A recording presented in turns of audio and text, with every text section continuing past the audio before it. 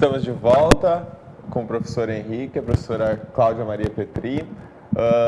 Vamos falar um pouquinho agora sobre essa questão que envolve o fato da expectativa de vida no Brasil ter aumentado para 73 anos. E isso é um dos discursos que é utilizado para defender a reforma da Previdência, né?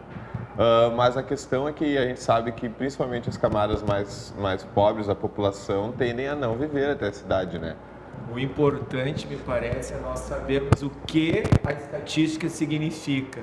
Porque esse número, ele aponta para cima e dá uma panorâmica do Brasil inteiro. Nós temos imensas desigualdades regionais. Nós temos uma desigualdade imensa entre o trabalhador do campo e o trabalhador da cidade. Então, afirmar simplesmente que toda a expectativa de vida do brasileiro aumentou e que por isso é necessário, então, um período de trabalho maior, esconde também essa mentira. Tu está tentando regularizar demais por cima o valor. Sim. Falaste bem, a expectativa de vida aqui no Rio Grande do Sul é uma. A expectativa de vida lá no Nordeste, no interior, é outra, completamente diferente. O trabalho rural tem um aspecto muito mais de agressão ao físico do que às vezes do trabalho urbano. Claro, se tu comparares, por exemplo, com o nível de vida do trabalhador da Alemanha, com as condições do estado do bem-estar social alemão, tu não pode transpor esta realidade para a realidade brasileira. Então, nem tanto ao céu, nem tanto ao inferno, né? Não só nivelar por baixo na miséria, mas também nem tanto nivelar por cima. De onde é que viria um critério adequado de uma ampla discussão nacional a esse respeito? O que não ocorreu, foi empurrado de cima para baixo, goela abaixo. Esse é o problema. Claro que tem distorções. A gente vê pessoas se aposentando efetivamente com pouca idade e usufruindo ainda muito tempo de um período que não tem contribuição. Mas, por outro lado, chama atenção, e comentávamos antes ainda, é estranho que o governo não tenha pensado, por exemplo, em já que as pessoas se aposentam e continuam trabalhando, portanto, continuam contribuindo para a Previdência, por que não fazer uma regra de escalonamento que essas novas contribuições também sejam agregadas ao valor da aposentadoria das pessoas? Não, hoje o que nós temos é o seguinte: o indivíduo contribui, passa todo o período contribuindo com o teto máximo, e o que acontece? A aposentadoria dele, o valor nominal da aposentadoria cada vez diminui. Sim. Né? E a pessoa então se obriga a procurar um outro emprego, uma jornada de trabalho maior, uma fase da vida em que ela tem muito mais dificuldades, em que nós temos uma oferta menor de emprego, e ela não pode usufruir daquela contribuição que é obrigatória quando ela é empregada. Sim. E a reforma da Previdência também está igualando homens e mulheres agora, no caso, né? Que a idade mínima vai se tornar a mesma para os dois. Sendo que no Brasil a gente tem ainda a questão óbvia da desigualdade salarial entre homens e mulheres, né? Sem dúvida. Essa desigualdade, somos um país realmente de muitas frentes, né? Porque nós temos uma desigualdade de salários e aí agora querem uma igualdade de tempo de aposentadoria. Sim, mas, sem dúvida, isso precisa ser revisto. Então, tu não pode passar uma régua e generalizar todas as posições de uma maneira tão radical como essa que foi feita, entendeu? Porque é justamente essa pauta conservadora que assumiu em todas as frentes com esse direcionamento da sociedade. E se não houver uma discussão, se não houver um movimento social em sentido contrário, isso vai passar e vai moldar a vida de milhões de brasileiros. Sim. O que seria possível de fazer de reforma que não envolvesse tanto essa questão do aumento da contribuição e do aumento da idade também? O que poderia ser feito? Em primeiro lugar, nós teríamos que trazer todos para discutir essa questão. E os dados teriam que ser dados reais e efetivos. Qual é verdadeiramente a situação da Previdência? Quem arrecada? Outra coisa importantíssima, quem está em débito verdadeiro com a Previdência? Vai verificar se não são as grandes e maiores empresas nacionais. Os clubes de futebol, que têm uma benesse sem fundamento, porque arrecadam, né? Tem folhas de pagamento astronômicas, né? Mas são beneficiados aí com a não cobrança da Previdência. Sim. E isso é uma coisa que poderia ser mudada, né? Claro, Discutida. Discutida e mudada e verificado realmente quem efetivamente contribui, quem não contribui por força de certas benesses e deveria contribuir, quem simplesmente deve e cobrar efetivamente de quem deve. Sim. Né? Começando por aí, ou seja, e dirigir, porque a última vez que eu entrei em contato com isso, os maiores devedores são justamente as maiores empresas. A gente tem uma carga tributária bastante alta no Brasil, acho que isso é bastante claro, né? Mas isso seria realmente um motivo para os empresários reclamarem tanto e pressionarem o governo a tantas mudanças que atingem diretamente os trabalhadores? Acho que a nossa carga tributária é alta, mas nós temos outros países, então, já que nós sempre utilizamos exemplos, né, de outros países. De outros países, nós temos outros países com uma carga tributária igual ou maior. Eu vejo que o grande problema da carga tributária é a falta de retorno.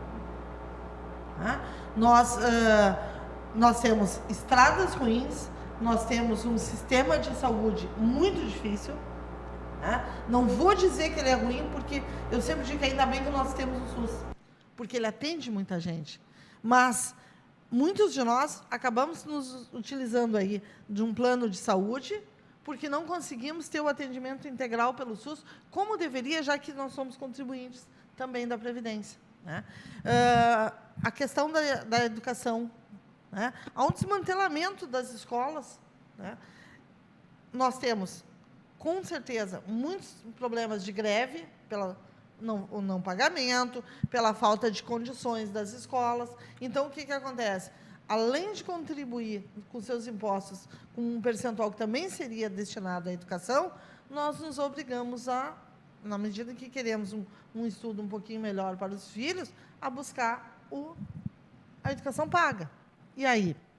Então, não se tem o retorno que se deveria ter. Essa falta de retorno, ela implica diretamente no sistema político e econômico adotado. E, novamente, eu acho que a comparação aqui é necessária. A mídia não costuma divulgar, mas Obama, nos Estados Unidos, tentou implantar um sistema único de saúde e não conseguiu. Ou seja, agora o próximo presidente está desmantelando um sistema que beneficia 24 milhões de americanos miseráveis. Sim, existe miséria na América também. Claro que existe. Sim. E eles não conseguiram esse sistema único de saúde lá. Então, esse retorno que a Cláudia fala é necessário nas 3 funções básicas do Estado: segurança pública, saúde pública e educação. Então, quando se discute o Estado mínimo, isso não pode significar perda de direitos conquistados, e sim que o Estado cumpra suas 3 funções básicas: segurança, saúde e educação. Recursos para isso existem com a nossa carga tributária. Sim. Então, nós temos que, na verdade, desculpe, mas aquela frase da ciência política é terrível. Cada povo tem o governo que merece. Isso passa pela nossa consciência política, sim. É verdade, até porque agora tem essa questão da PEC que limita os gastos, a tendência é que os gastos em saúde, educação e segurança fiquem ainda menores. Justamente, a PEC limita os gastos do governo, só que saúde, educação e segurança não é gasto, é investimento. É investimento. É o retorno que se espera. É o retorno. O alemão não se importa com a carga tributária que paga, que é maior que a brasileira, porque ele tem os 3 benefícios do Estado do bem-estar social. É o modelo de Estado que está em jogo aqui. Sim. E vocês acreditam numa mobilização ainda para derrubar essa reforma? Ou acreditam que talvez o Congresso ou o Senado tendem a derrubar, ou vão na mesma linha do presidente Temer e aprova mesmo? Olha, o presidente Temer tem maioria absoluta no Congresso, tanto é que a terceirização passou 131 a 88. Dizem que foi uma vitória apertada, mas mesmo assim são 43 votos a mais, então eu acredito... Mas é que tinha a questão, acho que do voto qualificado, que tinha que ter uma porcentagem maior. A reforma da Previdência eu acho que não passa porque a própria base governista está alarmada e não quer. Sim. Mas me parece que houve um jogo político aqui. Vamos lá da cá. Isso mesmo. Então, tu empurra a terceirização e porque tu entende que tu vai ter que negociar a reforma previdenciária. Isso foi uma espécie de agendamento político aqui, né? Mas mobilização popular me parece que só vai acontecer se realmente a situação piorar. Acho que o brasileiro só vai tomar alguma atitude nesse sentido com os grupos sociais. Senão, piorar mais que tá. Mas eu sou um pouco pessimista, me desculpe. Agora, se tu pergunta, eu tenho esperança na classe política que está no poder, desculpe, não. Sim. Eu acho que também nós já tivemos recentemente muitos momentos de mobilização popular, mas eu vejo um descrédito de que algo vai mudar, né? É importante, sim, a mobilização ordenada, né? Não como nós tivemos em alguns momentos aí, mas eu acho que a população, que a sociedade tem que se mobilizar. Sob pena de nós termos que realmente receber essa reforma de cima para baixo, sim, como está sendo imposta. A presidente Dilma, antes do impeachment, já havia comentado sobre a necessidade, talvez, de fazer uma reforma no Brasil. Ela não falou nada muito sobre isso, mas ela já tinha sugerido. A tendência é que, mesmo que a esquerda volte ao poder, a reforma, se aprovada, se mantenha? Uma certa reforma é necessária. Sim. Um certo ajuste é sempre necessário. O direito é dinâmico, entendeu? As relações econômicas são dinâmicas. Agora, não uma reforma que implique somente nessa projeção desta ideologia, deste grupo político que assume o poder com esses interesses. A sociedade brasileira como um todo, novamente, parece que eu estou batendo numa mesma tecla, teria que ser chamada a discutir. Sim. Concordo contigo. Ajustes têm que acontecer. Tá? Não há condições de nós continuarmos assim. Agora, não simplesmente partir da retirada dos direitos achando que essa vai ser a solução. Não vai ser. Sim. Como a gente estava falando antes, isso envolve também a questão das desonerações das entidades filantrópicas, que a gente vai falar até um pouquinho depois no outro programa.